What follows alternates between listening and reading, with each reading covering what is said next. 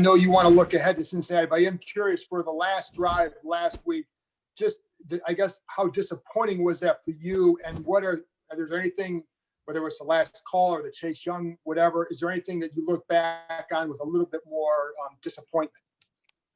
Well, the bottom line is we did so well to get ourselves back in the game. 3 drives in a row, forcing punts, and then we give up the field goal right before that, which to me that was hard to take, and then obviously the finish. So yeah, there are definitely some learning moments there. Definitely, didn't put me or anyone on our unit or on our team in a good mood. So, like to think that we'll function at a higher level when we're faced with that situation again. Thank you. When you've got a guy like Kendall Fuller who's capable of playing so many positions, including safety, how do you balance that, deciding whether to move him over there in a time of need or leaving him where he is at corner? Yeah, we do just that. We think about it. We consider the best options, that are available to us, and make a decision and go. And so it's no different. I mean, that's what we do each week. Put together the best group of guys that we can that are healthy and ready to help us, win on Sundays. And obviously, he's a guy that's done a lot of different things, so you have a lot of options. Yeah, specific to Kendall, is that normal, or is he special kind of in terms of his versatility? That's not normal. No, I think, there are a few guys that are capable of that. I think, being versatile like that, being super intelligent like he is, I think that allows him to do multiple roles. So, but, we don't want to take it for granted. He's done a nice job, with coming here, being a pro, and really his work ethic and the way he prepares has been outstanding. So, so I mean, we recognize what he is, and we also recognize that that you don't want to get carried away moving guys around. That can be problematic for him and for others. He hasn't played much recently. In what ways have you seen Thomas Davis maybe impact the linebacker room or your defense overall, aside from game day? So I'm sorry, what are you asking on Thomas? Even though he's not playing much, have you seen him impact your linebackers or your defense in other ways aside from Sunday, whether it be practice or mentality or things like that? Well, I mean, obviously, it's harder to be impactful if you're not involved in playing, and so I think that probably limits his ability to impact things. I know, he's a proud guy. He's been a great player for a long time in this league, and it's been a tough situation, but I think for the most part he's remained as a positive person in the linebacker room and trying to encourage guys to do things the right way. Hey, Jack, obviously every year, especially with the new coaching staff, you come in with questions trying to figure out what you have on the roster. With the big picture in mind, what's an area or a position that you kind of feel better about now than you did when things started back in training camp or the start of the season? I don't know that sounds a little bit like evaluation. Rather look forward to playing the Bengals this week. Questions about that kind of stuff. I mean, really talking about evaluations and strengths and weaknesses is not.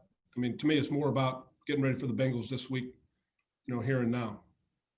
Okay. Well, so with that said, then you guys have given up over 100 yards on the ground in every game except the ones against Dallas and Philly when they had beat up offensive lines. So what do you guys have to do to shore up the run defense?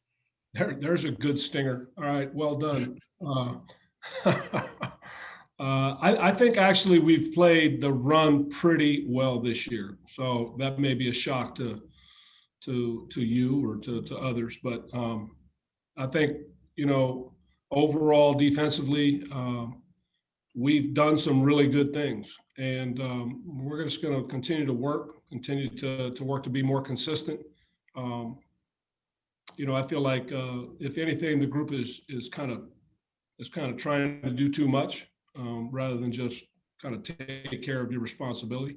And we're trying to focus on that. So the one thing I'll say, our energy has been great. Our spirit is still strong. And to me, that's what, that's always for me as a coach, that's something you want to make sure that you're keeping that part strong. So I think it is. I think we'll continue to make strides defensively and build upon the pretty good start to the season. I mean, we're in the upper half in just about every category.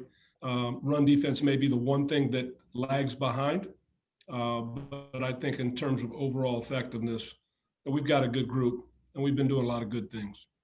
Cool. Thanks. I don't see JP, so Nikki, you can go ahead. Hi, Jack. What sort of challenges does Joe Burrow present your defense? Just in some of his strengths, some of what you've seen so far from him this season. Yeah, he's very decisive, very accurate. He's athletic. This is a guy that you see him, escaping some of the pressures and things that he's faced and finding a way to get the ball out. He's a good football player. He's a young guy, but very talented, very accurate passer of the football. And last weekend, Aqib Talib was on the broadcast. Curious if you had a chance to talk with him much before the game about what that's like moving into the broadcast booth, and if you had a chance to hear any of it, how do you think he did? I don't. I didn't hear the first part of the question. Oh, one more time. Aqib Talib. He was Aqib. he was the analyst for last Sunday's game. Just wondering if I did? No, I had no idea. I had no idea. I did not talk to him. I mean, the way with the protocols now, I mean, we have very little interaction unless we do a Zoom meeting. I'm not aware of who on the broadcast. I don't go back and that's not something I do, is listen to them. But Keith was a good player for us when I had him in Denver. So congratulations to him for moving on and getting an opportunity in the broadcast booth. Thanks, Jack. Sure. Chris Russell, will go to you next. Hey, Jack, good afternoon. Just curious, Nikki had asked about Burrow, so I'll change up and ask about Chase. Ron mentioned yesterday he's been double teamed. He's been triple teamed. I think we've all seen that. What do you think is like the next evolution of his game that maybe has to come for him to go from good or very good, however you would evaluate him, to the next step? Yeah, just keep playing, keep working.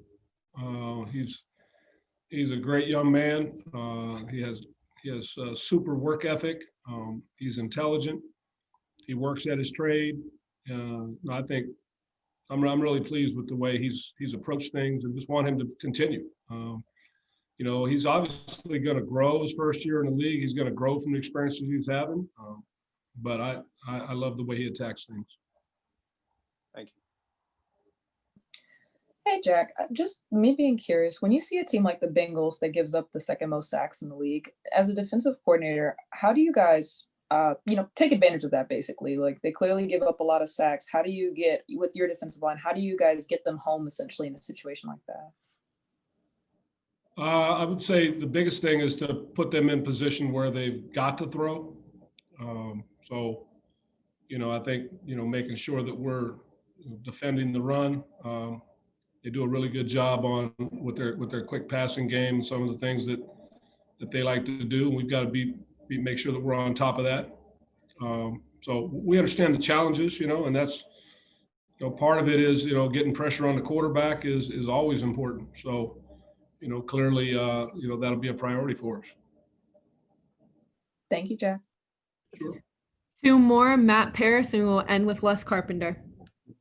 Jack, Cole Holcomb had played, I think, all the snaps in Detroit, and Kevin Pierce-Lewis played a season low. I guess, is there a growth you've seen in Cole's game as he's come back from that injury? And then is there anything you need to see from KPL to have those playing time go up? Yeah, I think in the different packages that they ran against us and the defensive packages that we ran against them, it just worked out where KPL didn't get as much run last week. But we like him, like the addition that he's brought. So he's a good football player. Cole's doing good. I mean, I think our group. Look, I think our group, needs to be more productive, but I think they've also done a lot of good things. So, we're pushing. We've talked about it. I mean, we have high standards, and we're drilling and pushing, and those guys are competing and preparing hard every week. And so we just expect them to continue to grow as players and improve as the year goes on. Thanks. Hey, Jack, with all the double teams that Chase Young's getting, would you like to see more of a surge up front from the middle of the line? Is that what you're looking for? Have you been getting what you've been wanting with that? Look, it's rush and coverage go hand in hand. When you're looking at rush, it's not just about, first of all, it's not about one guy getting free. I think sack numbers I think we're pretty solid there. I mean, I don't know where are we in the league? I think it's, we're up there somewhere. So we want to continue to do what we do. It's not about just Chase getting his numbers. It's about us playing good defense. And obviously we love Chase to get all the numbers he can. So yeah, do we want push? Yeah, we want push. We want the quarterback going down, and hopefully we'll get that going this week. But I like the way the group's working. Okay, and so we're just going to continue to go at it and prepare and take our shots, and looking forward to going up against the Bengals on Sunday.